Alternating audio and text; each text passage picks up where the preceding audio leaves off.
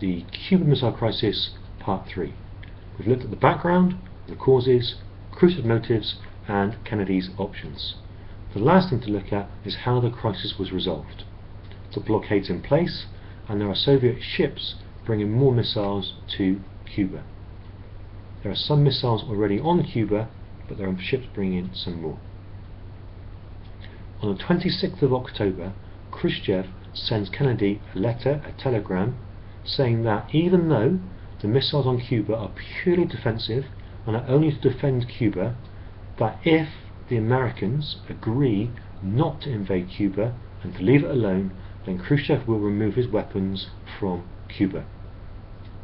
Before the Americans and Kennedy get a chance to respond to this letter, on the following day, the 27th of October, Khrushchev sends a second letter, a second telegram, in which he says the same thing as the first, but in addition he would require the USA to remove their missiles from Turkey as well.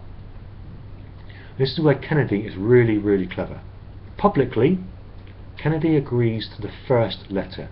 He agrees that if the Soviets remove their missiles from Cuba, he'll lift the blockade and he'll promise not to invade Cuba. So the blockade would be lifted, he wouldn't invade, but Khrushchev would remove his missiles from Cuba.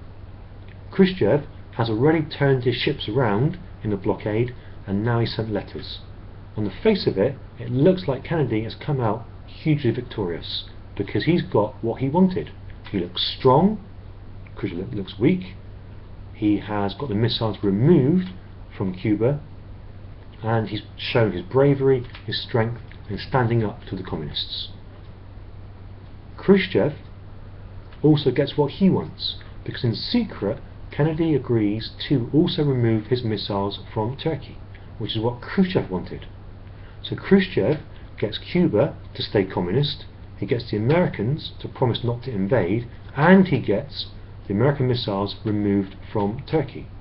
So although publicly Khrushchev looks weak and looks like he might have lost, actually it's a pretty fair deal. The other thing that happens is that because the Cuban Missile Crisis scared everyone so much, the whole world watched it, and because Kennedy and Khrushchev wanted to make sure they could resolve things more quickly and more efficiently in the future, a direct hotline is set up between the two countries. So from the Kremlin in Moscow in Russia to the White House in Washington DC in America, a direct phone link is produced so that they can speak directly to each other to discuss and resolve any potential conflicts in the future. The other thing they agreed to in 1963 is a nuclear test ban treaty. They agreed to reduce and to limit the tests on nuclear weapons because they scared themselves so much about how close they came to actually starting a nuclear war over the Cuban Missile Crisis and the Cuban blockade.